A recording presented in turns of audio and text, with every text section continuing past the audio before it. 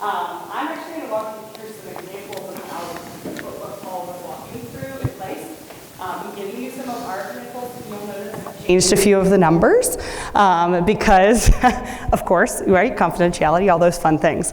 Before I jump in, I'm going to set the stage with defining roles of ops versus enablement, which I know is this big topic we all talk about, and then how we come together for sales strategy. The reason I'm showing a picture of this is the South Carolina training room is our chief revenue officer defines us as his athletic trainers. We're the ones that aren't on the field necessarily, but we're the ones that are in the back, making sure that we're trained for the next section, that we are really thinking through what does our team need for the next view. South Carolina is up here because this is where I graduated from, and it's also where I live today. So you might have heard the y'all in my voice. I live in Columbia, South Carolina, and I'm excited to be here with y'all today.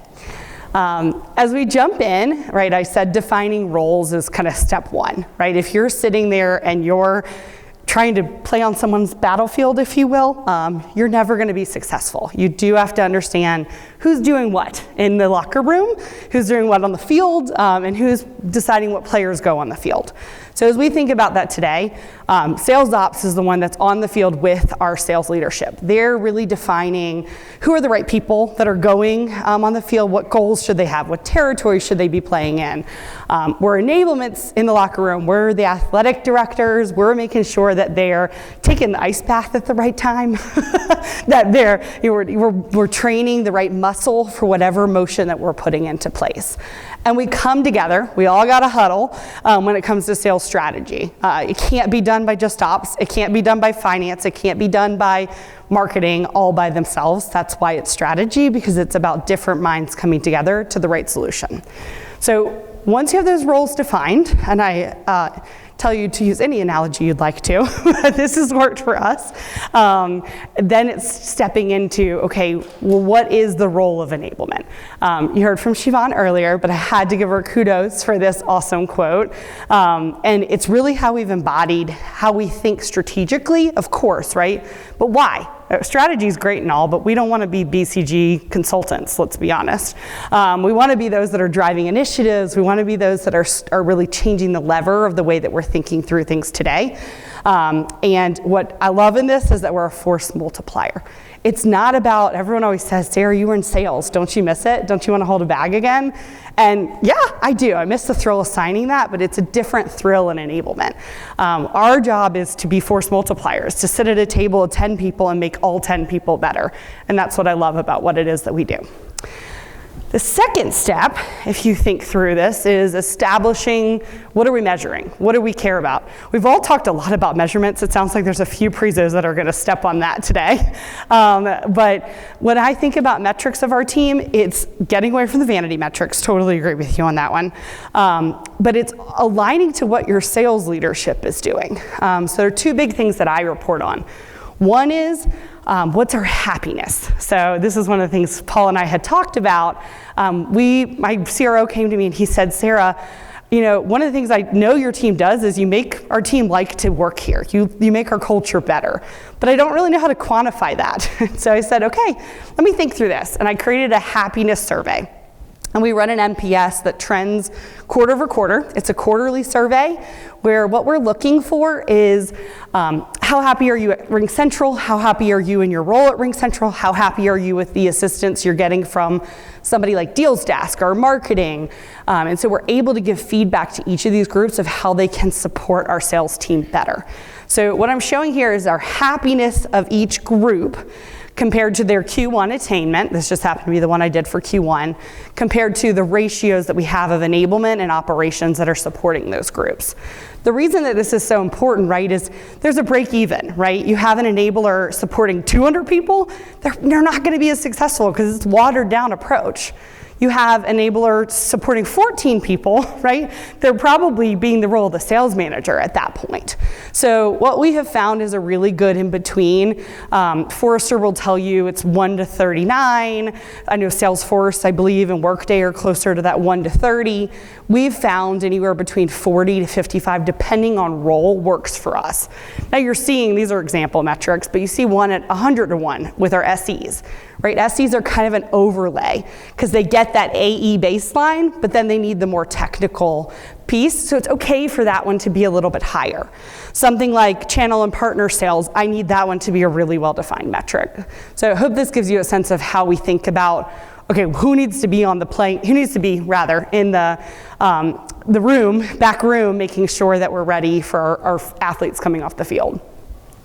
The second piece, and I know this is an eye chart, it's not intended for you to read everything that's on it, but rather really to spend time of how I've organized the different content. So I believe in teach, try, tailor. I think we've all done some version of that, right? First you gotta teach them, then you gotta give them a little bit of time to go out and try it in the market, and then ultimately each person learns in different ways and comprehends information in different ways, so you gotta tailor it to them.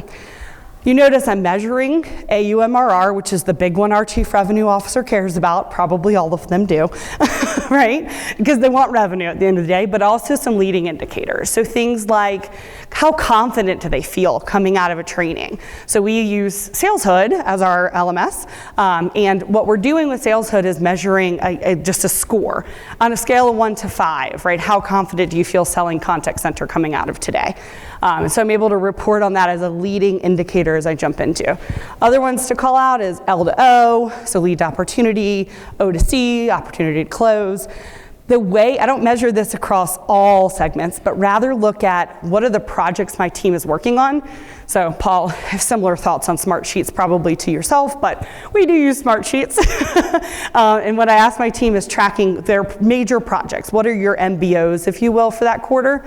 And how are you measuring them? So they measure on these categories. So I can say, okay, we had 5 projects that fell in that L to O category. So that's what I'm gonna measure for this quarter over quarter.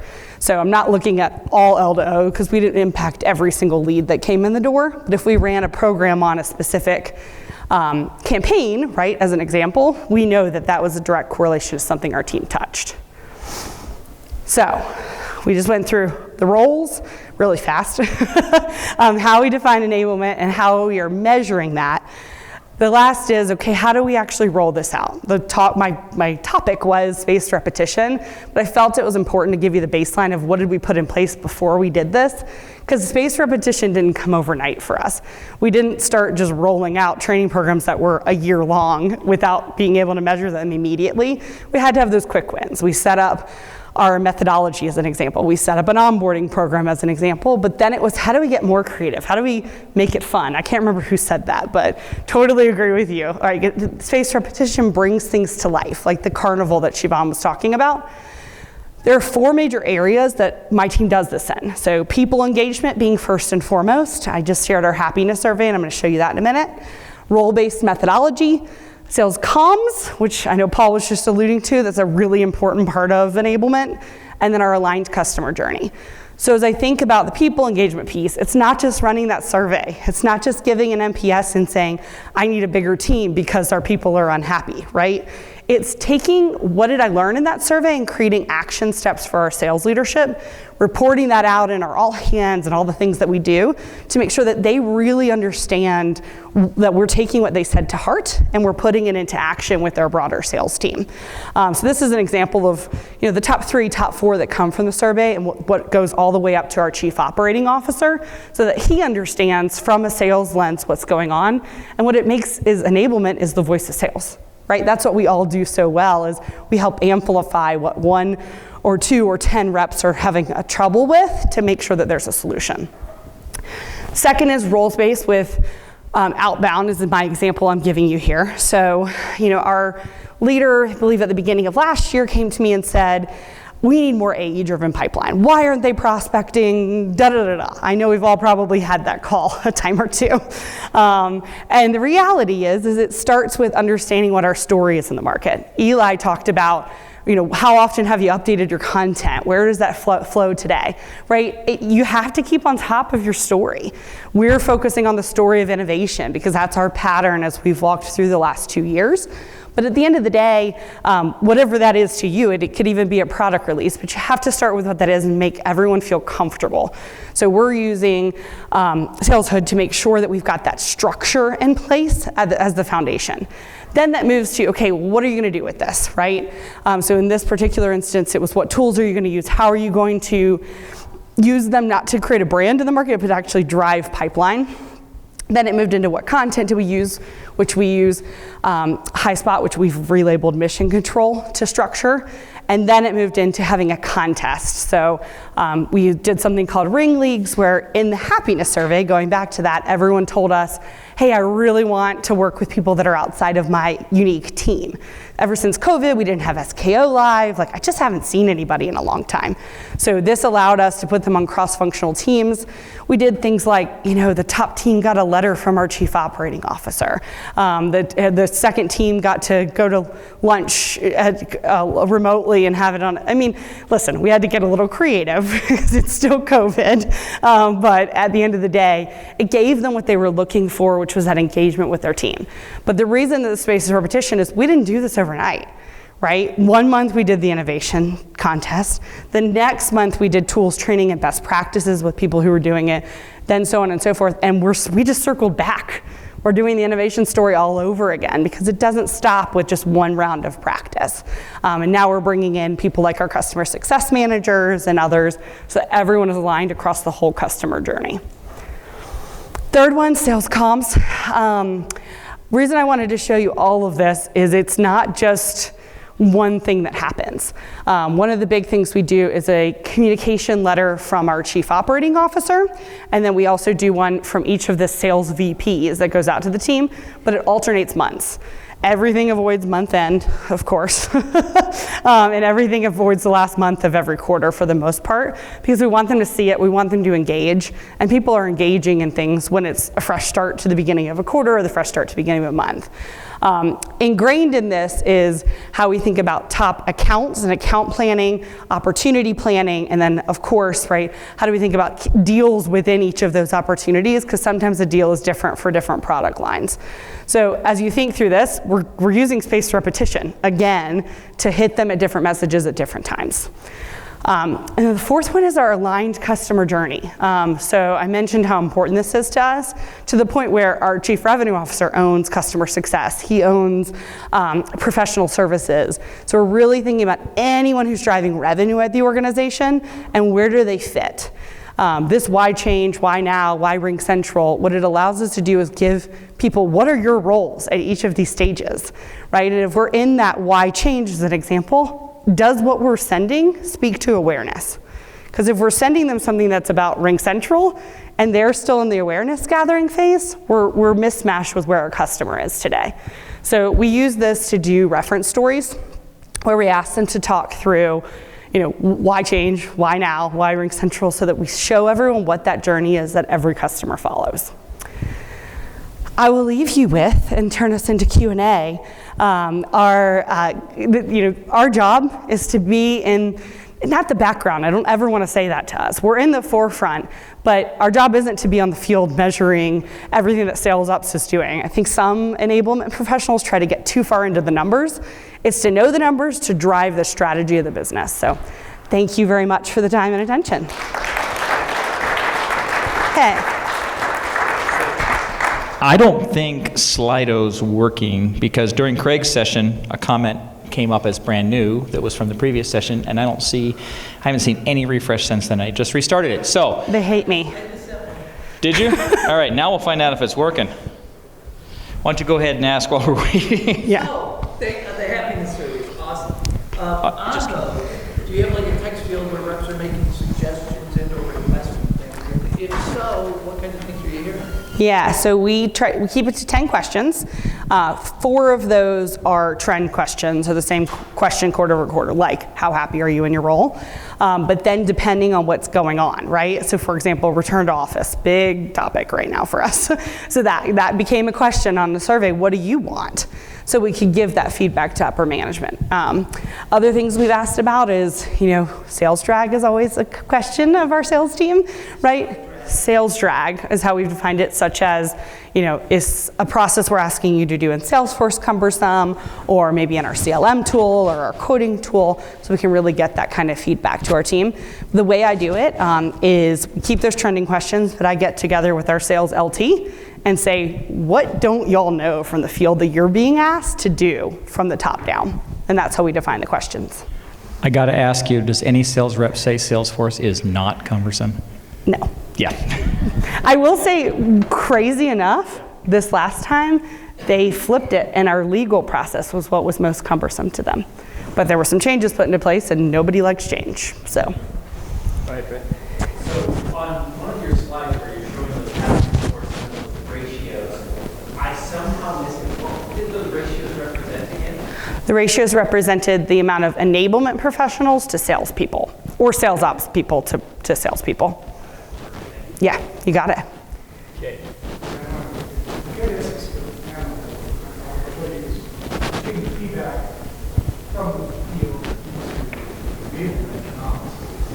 Do you ever, are you the conduit back to marketing and asset creation?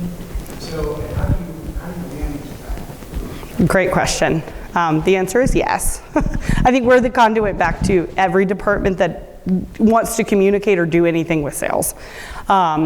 The way that we manage that today is we use HighSpot to give feedback on specific spots, and then we have a monthly review where we tell them what content is most liked by the sales team and is actually being used in pitches being sent out externally and that customers are reacting to.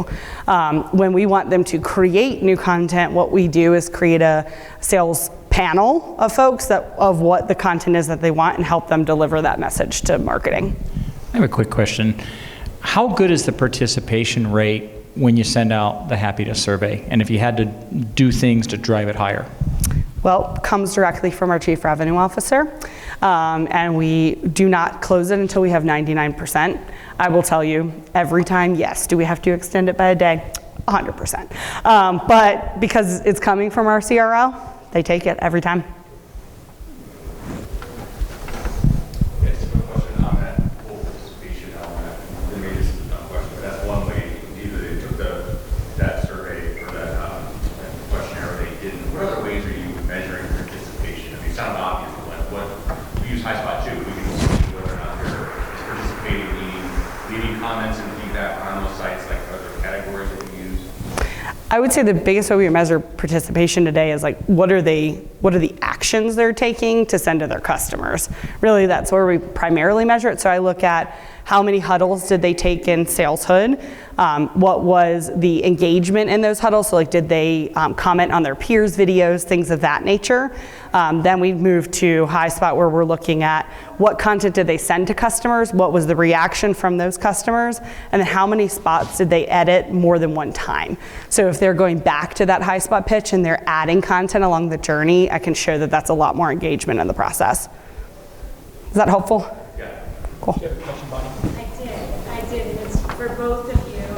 I'm curious how much, when you think about the strategy, how much you're working with HR and talent and recruiting in order to have that feedback loop from everything that you're learning to make sure you're hiring the right kind of people to bring on this journey with you.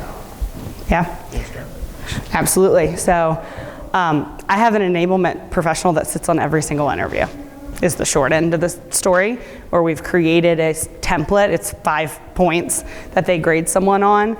And that way we're getting a different piece of feedback than just the sales leaders, because we're the person who has to onboard them and upskill them and make sure they're in a good place. So there's a point there. There's also a point after onboarding. So at day 90 that we provide a feedback loop to the manager.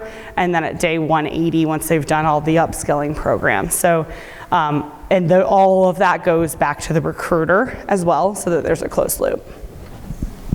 The unique thing I can add to that is we created battle cars basically for our recruiting team to help define who is our ideal candidate for various jobs. Now, credit goes to Caden on my team. He's not here, but shout out.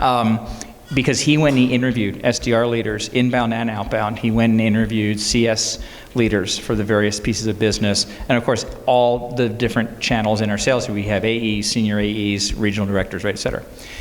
And what he asked them was, who are the top 5 folks on your team that you, if you could clone, you would?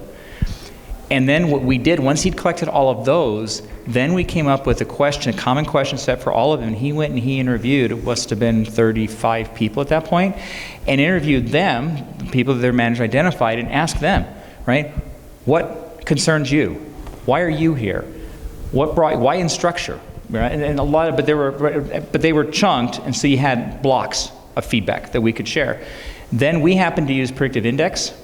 And so we wanted to make sure that we didn't have like all robots or, you know, too much of it, all personalities of the same type in there, and the PI scores or the PI profiles for them, we put those at the top of the battle card, and there are always at least 3 in there. So we felt good about that. Then we provided those back to our recruiting team, and they used that in their interviewing to understand, okay, these are the people that are currently the most successful in their teams. Here's how they think, here's their traits, and that kind of thing. So. Cool. Enabling HR, look at that. All questioned out, I think. We got them. We got them. I'll just double check. I'm not having a lot of faith in Slido anymore, but yeah. All right, well, thank you, Sarah. Absolutely, thanks y'all.